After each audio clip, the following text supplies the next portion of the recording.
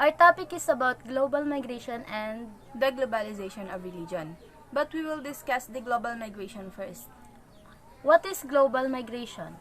It is the mobility, movement, or it is often conceptualized as a move from an origin to a destination, or from a place of birth to another destination across administrative borders.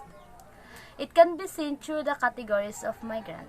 We have two categories of migrants. First is the vagabonds and the second is the tourist. Vagabonds, ito yung mga taong palaboy. Vagabonds are on the moves because they have to be. Kasi kailangan nila. Umaalis sila sa kanilang lugar para maghanap ng hanap buhay or para maghanap ng makakain. While ang tourists are on the move because they want to be. Kasi kailangan nila. Kasi nga, may pera sila. Parang gusto lang nila na libutin or tignan yung ibang lugar na hindi pa nila nakikita.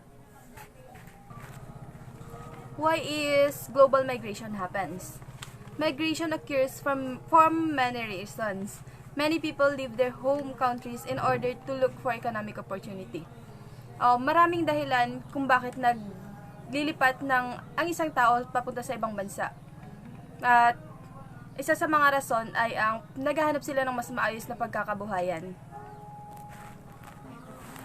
And according to CRIT's year 2008, those who migrate to find work are involved in labor migration. Labor migration is driven by push factors as well as pull factors. Push factors, it encourages people to leave their points of origin and settle elsewhere. Hinihikayat nito ang mga tao na ipamuhay ang kanilang mga pinanggalingan at manirahan sa ibang lugar. And the pull factors is affect migrant to new areas. Nakakaapekto ang mga migrante sa bagong lugar, kumbaga, naninibago sila. Ganun. Mainly involves the flow of less skilled and unskilled workers, as well as illegal immigrants who lives on the margins of the host society. Now, kabilang sa mga nakapaloob sa labor migration ay yung mga less skilled and unskilled workers, pati na rin yung mga illegal immigrants na naninirahan sa ibang bansa nang hindi dumadaan sa tamang proseso. Many countries faces issues of illegal migration, at isa ang bansang United States. Major influx of illegal immigrants from Mexico and other Central American states. Sa United States, dito daw nanggagaling yung pagdagsa ng mga illegal na mga imigrante. Tama ba? Galing sa bansang Mexico. Isa pang bansa na humaharap sa mga issue ng illegal migration ay ang US-Mexico. A fence is being constructed border to control this flow of people. Sa US-Mexico naman, sila yung nagtayo ng bakod para makontrol yung pagdaloy ng mga tao or para hindi pumasok yung maraming illegal na imigrante. Wala ba naman? Other countries with similar concerns about illegal immigration is Great Britain, Switzerland, Greece, as well as countries in Asia. Economist 2008, January 3. Keep the borders open means a strong case can be made on the backlash against illegal immigrants. Sinasabi dito na pagkakaintindi namin is keep the borders open, panatilihin bukas sa mga hangganan. Parang gusto nila iparating na magkaroon ng free movement sa mga tao. Hayaan natin. Economist 2008, January 3, keep the borders open means a strong case can be made on the backlash against illegal immigrants. Keep the borders open. Parang ang pagkakaintindi po namin is panatilihin bukas sa mga hangganan. Free movement of people. Parang bigyan natin ng kalayaan ng mga tao na ano ba? Nagawin o kumilos ayon sa kagustuhan nila. In the north, such immigrants constitute a younger workforce that does work which locals may not perform, and they consumer who contribute to growth. They also send remittances back to family members in the country of origin. Dito naman, bumubuo sila ng mga mas batang manggagawa na magtatrabaho sa lokal na pamahalaan. At yung mga lokal na pamahalaan, sila naman yung magbibigay ng remittance sa pamilya para sa parang bayad, para sa pag-aaral na din. According to Malkin, year 2007, Philippines is one of the leaders when it comes to the flow of remittances. Diaspora has been increasingly used to describe migrants' communities, scattering of people away from an established or ancestral homeland. Diaspora, ito yung sinasabi na lang pagpapakalat ng isang taong malayo sa isang naitaguyod na bayan. Parang magpapakalat sila ng mga tauhan para bigyan ng kaalaman or bigyan ng trabaho yung ibang tao sa ibang lugar. So, we will discuss the topic about the globalization of religion.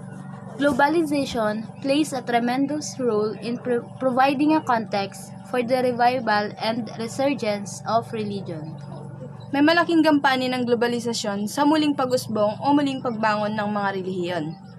In fact, religion is now scattered and spreading all over the world. Sa katunayan, ang relihiyon ay nagkalat na saan mang panig ng mundo. As Scott 2005 made clear, accelerated globalization of recent times has enabled co-religionists across the planet to have greater direct contact with another one. As Scott said,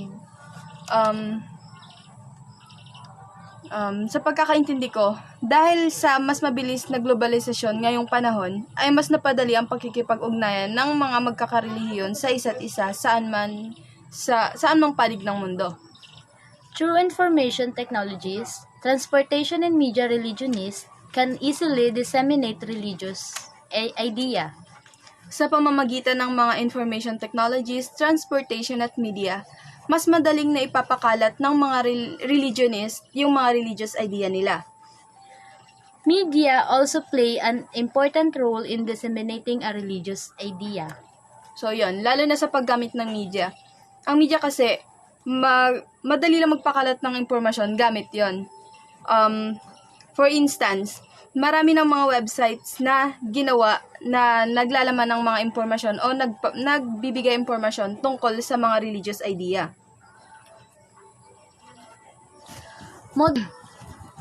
Modern transportation also contribute to the globalization of religion. As Turner 2007 cited the case of Islamic revivalism in Asia, which is related to the improvement in transportation that has allowed many Muslims to travel to Mecca and return with reformist idea. Yung modernong transportasyon din ay may naging ambag sa globalization of religion. Katulad nga nung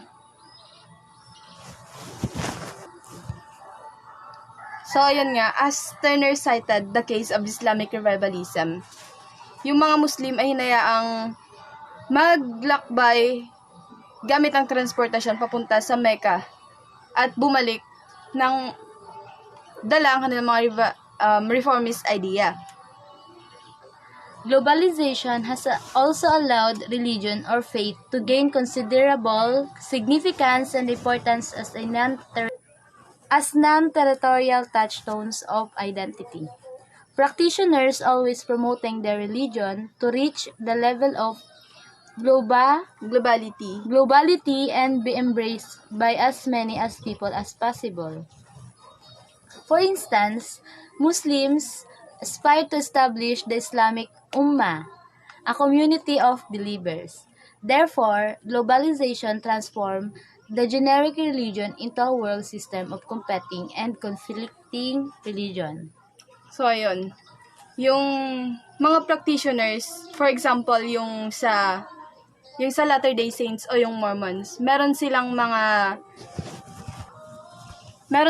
missionaries na nagpupunta sa iba't ibang lugar para hikayatin yung mga tao na magsimba sa religion nila. Para nang sa ganon, maabot nila yung level ng globality. Yun nga, yung globalisasyon, nagdulot din siya ng conflicts sa mga religion. Yun lang. Globalization and regionalization. The process of globalization emerged during the 1980s and heightened after the end of the Cold War in 1990s. The regionalization of the world system economic activity undermines the potential benefits coming out from liberalized global economy. The regionalization responds to the state attempt to reduce the perceived negative effect of globalization.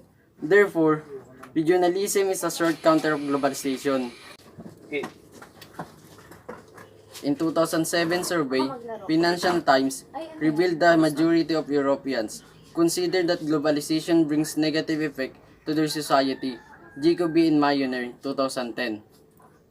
The threats of an ungoverned globalization can be countered what Jacobi and Mayner called managed globalization more palatable citizens.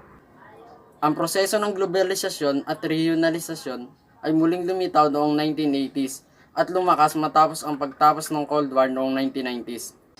Ang regionalisasyon ng sistema ng mundo at aktibidad ng ekonomiya ay nagpapahina sa mga potensyal na benepisyo na lumalabas mula sa isang liberal na pandaigdigang ekonomiya. Ang regionalism ay tumutugon sa mga pagtatangka ng Estado na bawasan ang napapansin ng mga negatibong epekto ng globalisasyon. Sa makatuwid, ang regionalisasyon ay isang uri ng counter-globalization. Gradual development of interregional relations. ASEAN, Association of Southeast Asian Nations. EU, European Union. South American Trade Bloc, Mercosur. A sort of contagion effect as spread during the past years. Regionalization is one part of world encourage regionalization elsewhere, whether by imitation, like success of European single market or by defense reaction. As said, 2005 claimed the new regionalism is not barrier to political globalization, but on contrary, entirely compatible with, if not an indirect encouragement. Howell 2007 captured his debate in his One Global World, Many Regional World Relationship, Huntington, 1996. In the post-Cold War world, states increasingly find their interest in civilization terms. Ang isang uri ng contagion effect ay kumakalat sa nakaraang taon. Meron pang isa yan ha. Ang pang-realisasyon ay isang bahagi ng mundo na nahikayat na pang-regionalisasyon sa ibang lugar sa pamamagitan ng pagpatupad ng tulad ng success ng European Single Market o sa pamamagitan ng reaction defense tulad ng Held It EI. 2005, inaangkin ang bagong regionalisasyon ay hindi hadlang sa globalisasyong pampolitika. Ngunit sa kabaligtaran, ganap katugma dito kung hindi isang hindi direktang pantibay loob. Nakuha ni Howell 2007 ang debate na ito sa kanyang isang pandaigdigang mundo, karamihang panrehiyon sa relasyon ng mga mundo. Huntington, 1996. Sa post na paglamig ng digmaang pandaigdigan, mas lalong tinutukoy ang mga estado ang kanilang interes sa mga term ng sibilisasyon. 9 major civilization: Western, Latin American, African, Islamic, Semitic, Hindu, Orthodox, Buddhism, and Japanese. These ages of economic globalization has also been the age of regionalism, and much of analysis of the regionalism been devoted to links between the two tendencies.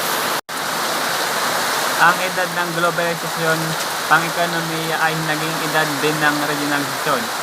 At ang karamihan sa pagsusuri ng bagong pang-regionalismo ay naukol sa kaugnayan ng pagitan ng dalawang ugali. My topic is all about global demography. What is global demography? Ang global demography ay isang kabuuang bilang na tumutukoy sa isang populasyon at mga partikular na grupo na nakapaloob dito.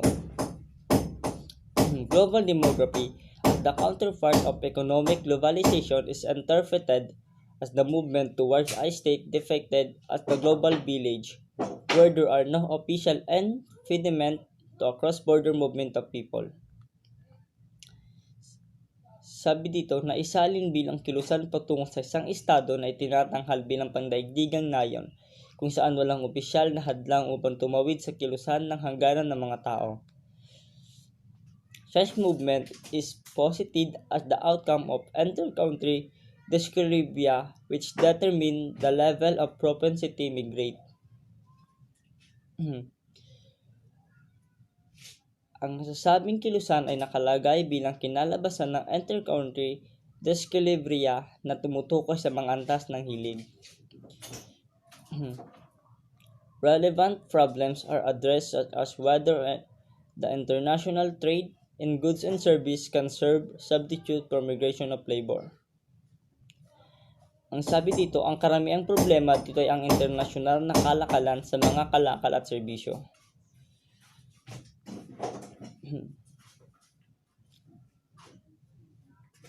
Demographic complementaries between more and less developed countries. Sabi dito, ang komplementaryong demographic sa pagitan ng higit at hindi gaanong maunlad ng mga bansa. The type of labor demanded by countries of immigration demographically preserve migratory flows.